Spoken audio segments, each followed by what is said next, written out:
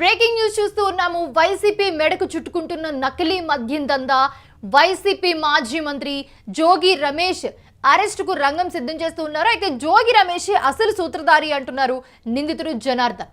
జోగి రమేష్ చెప్తేనే నకిలీ మద్యం తయారు చేశామని జనార్దన్ చెప్తున్నాడు. అయితే మాజీ మంత్రిని పోలీసులు విచారించనున్నారు.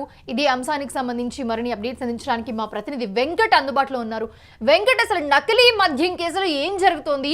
జనార్దన్ ని విచారిస్తే జోగి రమేషే అంతా సూత్రధారి పాత్రధారి అని చెప్తున్న పరిస్థితి.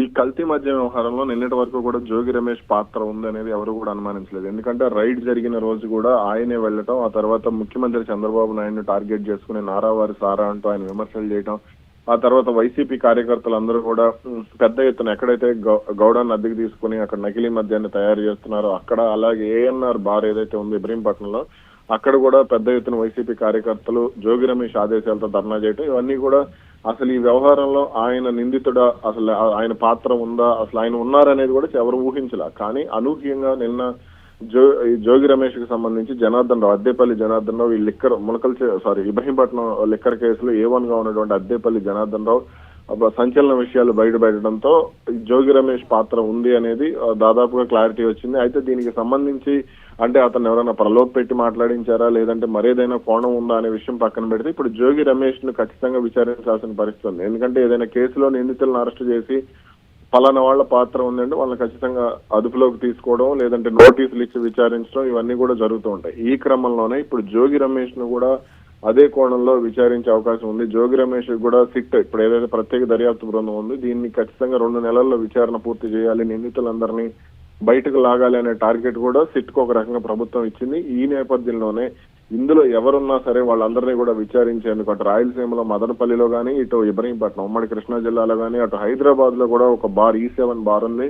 ఆ బార్ నిర్వాహకుల్ని, అదే విధంగా నిజాంపేట నుంచి 35 లీటర్ల క్యాన్లలో విజయవాడకు నకిలీ మద్యాన్ని తరలించే వారిని కానీ, అలాగే అసలు తరలిస్తుంటే పలు చెక్ పోస్టులు ఉంటాయి, అలాగే పోలీసుల తనిఖీలు ఉంటాయి ఏదైనా రాష్ట్ర సరిహద్దుల్లో. అంత పెద్ద ఎత్తున పదే తరలిస్తున్నా సరే ఒక్కసారి కూడా ఎందుకు పట్టుకోవడం లేదు, ఇలా ఇవన్నీ కోణాల్లో కూడా విచారించే అవకాశం ఉంది. ఖచ్చితంగా జోగి రమేష్ అంటే మొన్న మనం మాట్లాడుకున్నప్పుడు కూడా పై స్థాయి నేతలు, బలమైన నేతలు లేకుండా రాజధానికి అత్యంత సమీపంలో ఇటువంటి చర్యలు చేపట్టడం అనేది సాధ్యం కాదనుకున్నాం.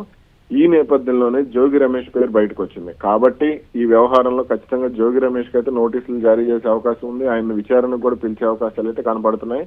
అది ఎప్పటి వరకు ఆయన విచారణకి పిలిచే అవకాశం ఉంది? ఎందుకంటే ఈ కేసులో జనార్దన్ ని వెయిట్ చేసి పట్టుకుని ఆయన్ని ఒక రహస్యమైన ప్లేస్ కి తీసుకెళ్లి విచారించడం జరిగింది. సో ఆయన ఇప్పుడు ఈయన పేరు బయట పెట్టాడు. ఈయనే మెయిన్, ఈయనే చేశాడు, ఈయన చెప్తేనే మేము చేశాము, ఈయనే ముందుండి వెనుకుండి అన్ని చేసింది ఈయనే అని చెప్తున్నారు. సో ఈయనకి ఎలా ఉండిపోతుంది ట్రీట్మెంట్? ఈయన ఎప్పుడు అదుపులోకి తీసుకుంటారు, ఈయన ఎప్పుడు విచారిస్తారు? అసలు అటువైపు నుంచి అసలు జోగి రమేష్ అందుబాటులో ఉన్నారా?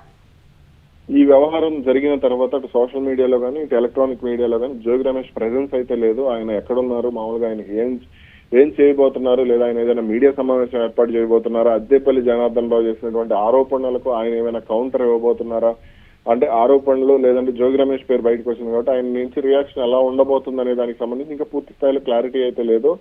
కానీ ఈ వారంలో అయితే జోగి రమేష్ కు ఖచ్చితంగా నోటీసులు ఇవ్వటము లేదా అరెస్ట్ చేయటము ఖచ్చితంగా జరిగే అవకాశం ఉంది. అటు జోగి రమేష్ కూడా ఒకవేళ తన ప్రమేయం ఉంటే అంటే ఖచ్చితంగా వీళ్ళిద్దరి మధ్య లావాదేవీలు కానీ, లేదంటే ఫోన్ సంభాషణలు కానీ, లేదంటే వాట్సాప్ చాటింగ్, లేదంటే ఎలా ఏదో ఒక రూపంలో వీళ్ళిద్దరి మధ్య మధ్యవర్తుల రూపంలో కానీ ఇవన్నీ కూడా ఎక్కడో చోట జోగి రమేష్ దొరికే అవకాశాలు అయితే ఉన్నాయి. ఈ నేపథ్యంలోనే పూర్తి ఆధారాలను సేకరించి జోగి రమేష్ ను విచారణకు పిలిచిన తర్వాత అరెస్ట్ చేసే అవకాశాలు అయితే ఉండవచ్చు. ఇక ఇదే అంశానికి సంబంధించి జోగి రమేష్ ఒకవేళ ముందస్తు బెయిల్ కు వెళ్ళినా సరే, ఎందుకంటే ప్రభుత్వ ప్రతిష్టకు భంగం కలిగించే వ్యవహారం కాబట్టి ముఖ్యమంత్రి చంద్రబాబు నాయుడు చాలా సీరియస్ గా తీసుకున్నారు.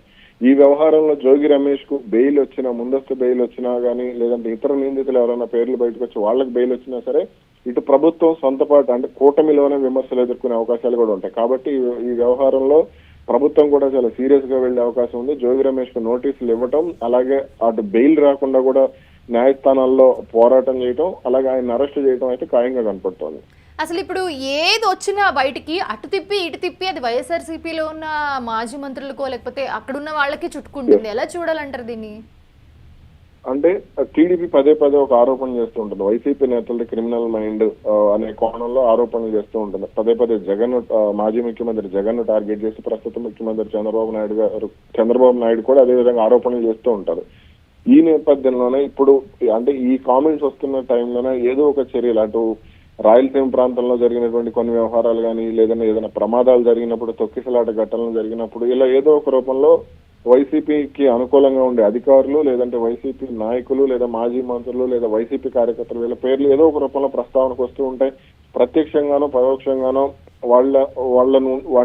వాళ్ళ ప్రోద్బలంతోనే కొన్ని చర్యలు జరుగుతూ ఉంటాయి అనేది మరోసారి రుజువైందనే ఆరోపణ అయితే వినపడుతుంది. మరి దీనికి సంబంధించి అటు వైసీపీ అధినేత జగన్ చర్యలు ఎలా ఉంటాయి? ఎందుకంటే ఈ కల్తీ మద్య వ్యవహారానికి సంబంధించి టీడీపీ నేతల పేర్లు బయటకు వచ్చిన తర్వాత వెంటనే గంటల వ్యవధిలోనే వాళ్ళని సస్పెండ్ చేసిన పరిస్థితి ఉంది. జయచంద్రారెడ్డిని కానీ అలాగే మరి కొంతమంది టీడీపీ నేతలను కానీ, ఇక ఇటు అద్దేపల్లి జనార్దన్ రావు కానీ ఇక్కడ సహకరించే వారిని కూడా కొంతమంది టీడీపీ నేతలను సస్పెండ్ చేసిన పరిస్థితి. మరి జోగి రమేష్ ను మాజీ ముఖ్యమంత్రి జగన్ పార్టీ నుంచి సస్పెండ్ చేస్తారా లేదా అనే దానికి సంబంధించి కూడా క్లారిటీ రావాల్సింది. Right thanks for the updates Venkat. చూడాలి, మాజీ మంత్రిని పోలీసులు విచారించనున్నారు. తీగలాగితే డొంకంతా కదిలినట్టుగా ఇప్పుడు జోగి రమేష్, వైఎస్ఆర్సీపీ మాజీ మంత్రి జోగి రమేష్ పేరు బయటకు వచ్చింది. జోగి రమేష్ చెప్తేనే నకిలీ మద్యం తయారు చేశామని చెప్పి జనార్దన్ చెప్పుకుంటూ వస్తున్నాడు. జోగి రమేష్ అసలు సూత్రధారి అంటూ ఉన్నాడు నిందితుడు జనార్దన్. వైసీపీ మాజీ మంత్రి జోగి రమేష్ అరెస్టు కూడా పోలీసులు రంగం సిద్ధం చేస్తున్నారు.